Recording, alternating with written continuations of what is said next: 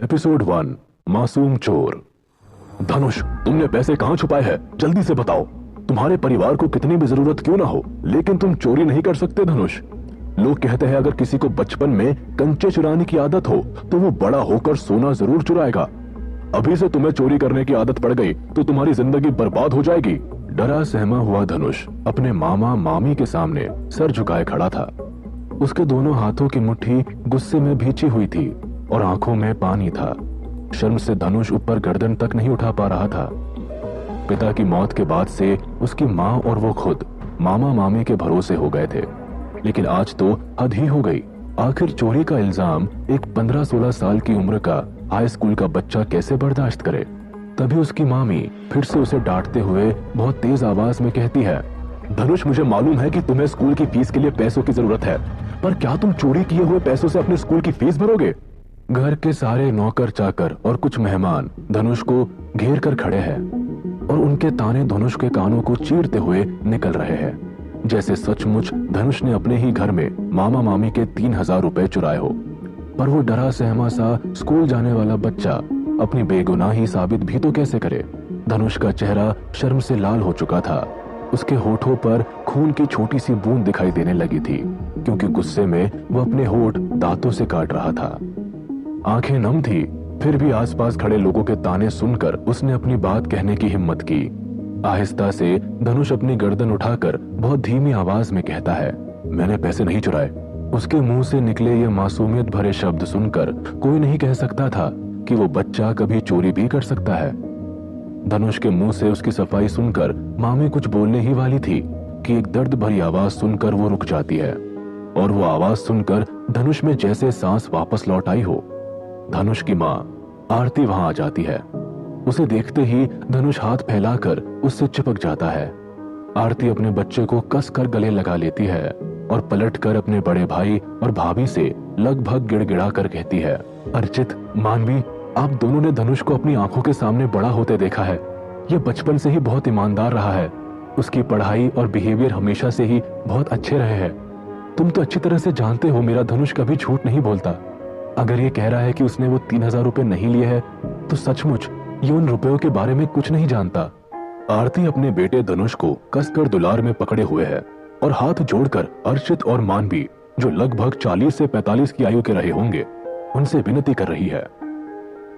पति के चले जाने के बाद औरत का एकमात्र सहारा उसके बच्चे ही तो होते हैं, लेकिन यहाँ शायद आरती का खुद का छोटा भाई अर्चित उसके लिए कोई सहानुभूति नहीं रखता। अर्चित अपनी सख्त आवाज में आरती से कहता है, हम ये नहीं कह रहे कि धनुष ने पैसे चुराए हैं, लेकिन हमें ये लगता है कि जरूर धनुष ने तुम्हें स्कूल की फीस के लिए परेशान होता देखकर वो पैसे छुपा लिए हो। इतना कहकर अर्चित दूसरी ओर देखना शुरू कर देता है। वो आरती की आंखों में देखने की हिम्मत भी नहीं कर रहा, लेकिन बाकी की रही सही कसर पूरा करने के लिए उसकी बीवी मानवी भी तो है। और अब मानवी धीमी मगर एक ताना भरे हुए अंदाज में आरती का मजाक उड़ाते हुए कहती है, इसकी पढ़ाई और बिहेवियर हमेशा से अच्छे रहे हैं। सचमुच? मानवी जोर से आरती की बात पर ठहाका मारकर हंसती है। धनुष और आरती एक दूसरे से चिपके हुए हेल्पलेस खड़े अपनी बेइज्जती बर्दाश्त कर रहे हैं, और इसके अलावा उनके पास कोई चारा भी तो नहीं है, क्योंकि गुस्सा होकर वो जाए भी तो कहां। लेकिन मानवी यही नहीं रुकती। वो आगे कहती है, स्टार सिटी स्कूल में आने से पहले तुम्हारे बेटे की पढ़ाई सचमुच बहुत अच्छी चल रही थी, लेकिन वहां 1 साल रहने के बाद उसके मार्क्स एकदम से गिर गए और अब वो पीछे से पहले नंबर पर आने लगा है। फिर एक तिरस्कार भरी स्माइल चेहरे पर लिए मानवी अपनी गर्दन साइड में झटक कर आरती को उसके विधवा और अकेला होने का एहसास दिलाती है और आगे अपनी बात कहती है, मगर इस बार उसकी आवाज पहले से ज्यादा तेज थी। अगर तुम इसके लिए हाथ जोड़कर खड़ी ना होती तो अब तक इसे लात मारकर स्कूल से बाहर निकाल दिया गया होता, समझी? रिश्तों के सम्मान की बात तो दूर है, मानवी ने तो आरती की भावनाओं को कोई भी रिस्पेक्ट देना जरूरी नहीं समझा। आरती चुप होकर अपमान का घूंट पीते हुए ये सब सुन रही है। अपने बड़े भाई अर्चित और अपनी भाभी मानवी की बात सुनकर आरती का चेहरा पीला पड़ चुका था और उसकी आंखें शर्म से झुकी हुई है, लेकिन अपनी छाती से चिपटे धनुष, जिसे वो लोग अपने कमरे से 3000 रुपए गायब होने के लिए जिम्मेदार ठहरा रहे थे, उसके मासूम चेहरे को देखकर आरती ने फिर एक बार अपने बेटे की बेगुनाही के फेवर में बोलने के लिए हिम्मत जुटाई। पर इससे पहले कि उसके मुंह से कोई भी शब्द बाहर निकलता, एक स्टर्न आवाज सुनकर आरती के शब्द उसके होठों से बाहर ही नहीं आ पाए। बुआ जी। अर्चित और मानवी की बेटी तन्नू और बेटा अन्नू वहां आ चुके थे। आरती समझ जाती है कि अभी तो उसे और शर्मिंदा होना है। अपने ही भाई के घर में उसे क्या दिन देखने पड़ रहे हैं, यही सोचकर वो फिर से गर्दन नीचे कर लेती है और अन्नू की आवाज उसके कानों में पड़ती है। हम धनुष के ऊपर शक इसीलिए कर रहे हैं क्योंकि उस कमरे में पैसे चुराने की पॉसिबिलिटी सिर्फ धनुष की ही है। आपकी आंखों में जरूर धनुष बहुत होनहार और ईमानदार होगा, क्योंकि हर माँ को अपने बच्चे के लिए ही लगता है। लेकिन आपको शायद नहीं मालूम कि आजकल स्कूल में कितनी शर्मनाक हरकतें कर रहा है। दूसरे बच्चों की कॉपी से होमवर्क की नकल करना, एग्जाम में नकल करना, यहाँ तक कि अपने क्लासमेट से रोज किसी न किसी बात पर मारपीट करना, ये अब इसकी रोजमर्रा की हरकतें हैं। मुझे तो शर्म आने लगी है स्कूल में किसी को भी ये बताते हुए कि ये हमारा कजिन ब्रदर है। आरती दुखी मन से नम आंखों के साथ उनकी बात सुन रही थी, क्योंकि वो दोनों अर्चित और मानवी के बच्चे थे। अर्चित और मानवी से फिर भी थोड़ी शर्म और इज्जत की उम्मीद की जा सकती है, पर इन दोनों में रत्ती भर भी इस बात की कोई शर्म नहीं है कि वो अपनी बुआ से बात कर रहे हैं। इसलिए आरती चुप होकर उन्हें सुन रही थी, क्योंकि अगर वो कुछ भी बोलेगी तो वो दोनों उसे उल्टा जवाब देने के लिए 1 मिनट का भी समय नहीं लगाएंगे। लेकिन धनुष कैसे चुप रह पाता? वो उनकी बात काटकर जोर से चिल्लाया, तुम दोनों झूठे और बदतमीज हो और मुझ पर झूठा इल्जाम लगा रहे हो। अन्नू और तन्नू धनुष की आवाज सुनकर गुस्से से भर गए, पर इससे पहले कि वो दोनों कुछ बोल पाए, मौके की सीरियसनेस को भांपते हुए आरती अपने दोनों हाथ जोड़कर अर्चित और मानवी से कहने लगी, मैं तुम दोनों के सामने हाथ जोड़ती हूँ, प्लीज मेरे बेटे के लिए ऐसी मुसीबत खड़ी मत करो। अगर तुम्हें वो 3000 रुपए नहीं मिलते हैं तो उसे मेरी ओर अपना उधार समझो। तुम्हें पता है जब से धनुष का पिछले साल एक्सीडेंट हुआ है, वो बहुत जल्दी अपना आपा खो देता है और गुस्से में भी कुछ भी कर बैठता है। पर अगर इसके साथ कुछ भी बुरा हुआ तो मैं जिंदा नहीं रह पाऊंगी। अपनी बात पूरी खत्म करने से पहले ही आरती की आंखों में काफी देर से रुके हुए आंसू तेजी से उसके चेहरे पर दिखाई देने लगते हैं। अपने छोटे भाई के पूरे परिवार के सामने वो असहाय होकर रोने लगती है।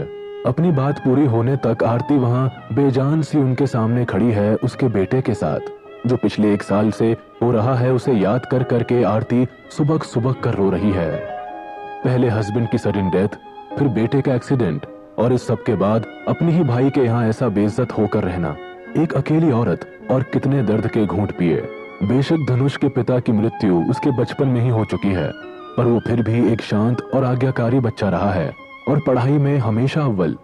2 साल पहले जब वो स्टार हाई स्कूल में एडमिशन के लिए आया था तो उसने स्कूल एंट्रेंस एग्जामिनेशन में पूरे शहर में सबसे ज्यादा नंबर लिए थे, और यही नहीं, उसने क्लास में भी सभी एग्जाम्स में अच्छे नंबर प्राप्त किए थे। पहले साल में तो धनुष ने सभी एग्जाम्स में टॉप किया था, लेकिन बुरी किस्मत ने कब किसका पीछा छोड़ा है। धनुष की हालत 1 साल पहले हुए कार एक्सीडेंट के बाद से अभी तक पूरी तरह ठीक ही नहीं हो पाई है। अब ना तो पहले की तरह वो समझदार है और ना ही शांत रहने वालों में से है। उसे बहुत जल्दी गुस्सा आ जाता है और उसे कोई भी बात याद नहीं रह पाती। उस एक्सीडेंट ने धनुष के दिमाग पर बहुत बुरा प्रभाव छोड़ा है, यहाँ तक कि डॉक्टर ने तो उसे परमानेंट मेंटल डिसऑर्डर डायग्नोस कर दिया था। अगर आरती की रिक्वेस्ट और स्कूल को उसके पिछले रिकॉर्ड को देखते हुए कोई उम्मीद नजर ना आती तो अब तक उसे स्कूल से कब का बाहर निकाल दिया गया होता। अन्नू और तन्नू एक दूसरे को देख के कुछ इशारा करते हैं, जैसे कि वो आरती का मेलोड्रामा देखकर बोर हो चुके हैं और अब इससे ज्यादा वो बर्दाश्त नहीं कर पा रहे हैं। वहां सबके सब शांत खड़े हैं। धनुष अभी तक अपनी माँ से चिपका हुआ है और आरती जैसे भगवान से ही अपनी हालत की शिकायत कर करके सुबक रही है। अर्चित और मानवी भी इधर उधर देख रहे हैं, जैसे कि वो आरती के वहां से जाने का इंतजार कर रहे हो। वहां खड़े सभी लोग आरती की ओर ही देख रहे हैं कि तभी अचानक से आरती से चिपटे हुए धनुष के शरीर में कुछ कपकपाहट होनी शुरू हो जाती है और उसकी आंखों से चमकती हुई रोशनी निकलने लगती है। धनुष वहां खड़े हुए सभी लोग और अपने मामा मामी की ओर देखता है। उसे समझ नहीं आ रहा कि वो वहां कैसे पहुंच गया। वो खुद से कहता है, ये कौन सी जगह है? मैं यहां कैसे पहुंचा? क्या मैं उस तूफान में फंसने के बाद भी मरा नहीं था? ये क्या चल रहा है? धनुष भौचक्का सा खड़ा हुआ अपने चारों ओर देख रहा है। धनुष को याद आता है कि वो तो इमॉर्टल दुनिया में था और देवीय तूफान से जूझ रहा था, क्योंकि जैसे ही वो देवीय तूफान से बाहर निकल जाएगा तो वो इमॉर्टल दुनिया का एक देवता बन जाएगा और फिर वो अमर हो जाएगा। धनुष हॉल में मौजूद बाकी सभी लोगों की ओर ऐसे देख रहा था जैसे वो कई वर्षों की नींद से अचानक से जाग गया हो। धनुष याद करने की कोशिश कर रहा है कि असलियत में उसके साथ क्या हुआ है। उसके चेहरे पर एक अजीब सा सैड एक्सप्रेशन दिखाई दे रहा था। उसकी आंखों में एक रेस्टलेसनेस दिखाई दे रही थी, जैसे कोई बहुत बड़ा शौक लगा है उसे। यहाँ आने से ठीक पहले उसके साथ क्या हुआ था वो सब कुछ उसे धीरे धीरे याद आ रहा था। धनुष की तूफानी मुसीबत का ये सबसे कठिन समय था जब वो अपनी सारी शक्ति खो चुका था। तब उसने उस दैवीय तूफान से निकलने के लिए अपनी सारी विल पावर को एक्यूमुलेट किया था।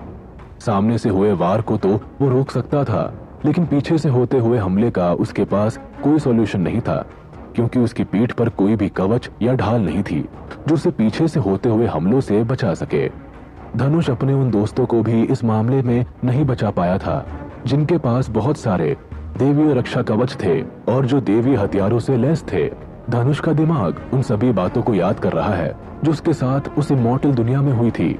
उस देवीय तूफान के उसने 9 डेंजरस मिशंस को पार कर लिया था, लेकिन जब वो खुद को 10वें मिशन के लिए शारीरिक और मानसिक रूप से तैयार करने में लगा था, उसी वक्त उस डेंजरस मिशन में उसके अपने वो साथी जिन पर धनुष को खुद से भी ज्यादा भरोसा था, उन्हीं लोगों ने उस पर एक जानलेवा हमला कर दिया था। और उन्हीं लोगों में शामिल थी जानवी, जिसे धनुष सबसे ज्यादा प्यार करता था। लेकिन जानवी ने भी उसके दुश्मनों के साथ मिलकर धनुष का बड़ा दिल दुखाया था। उनके संयुक्त हमले के तहत धनुष का भाग्य लगभग बर्बाद हो गया था, यहाँ तक कि इससे पहले कि उसका शरीर पूरी तरह से चकनाचूर हो जाता और वो अपनी चेतना खो देता, वे लोग पहले से ही अधीर थे और रहस्यमयी प्राचीन मैनुअल को छीनने के लिए दौड़ पड़े, जिसे धनुष ने गलती से प्राचीन राक्षसी भगवान से प्राप्त किया था, जिसका नाम था the heavenly art of cosmic genesis manual. उसे समझ आ चुका था कि इंसान का स्वभाव इतना ग्रीड और ईर्ष्या से भरा हुआ है कि प्यार और दोस्ती जैसे पवित्र बंधन भी लोगों के लिए कोई मायने नहीं रखते। धनुष वही खड़ा खड़ा ये सब सोच रहा है। उसे ध्यान ही नहीं है कि हॉल में मौजूद लोग जिन्होंने उसके ऊपर 3000 रुपए चोरी करने का इल्जाम लगाया है, उसके बारे में क्या सोच रहे होंगे। धनुष फिर खुद से ही कहता है, मैं उस तूफान से बाहर निकलने में असफल रहा हूं, तो मैं जिंदा कैसे बच गया? मेरा शरीर तो खत्म हो जाना चाहिए था और मेरी आत्मा अब तक राख बनकर हवाओं में उड़ जानी चाहिए थी, लेकिन मैं अब भी यहाँ कैसे हूँ? क्या धनुष अपने ही बनाए हुए इन 2 संसारों के भंवर से निकल पाएगा? उसके अपने मामा को अपनी बहन और उसकी माँ आरती के आंसुओं का भी कोई फर्क क्यों नहीं पड़ रहा?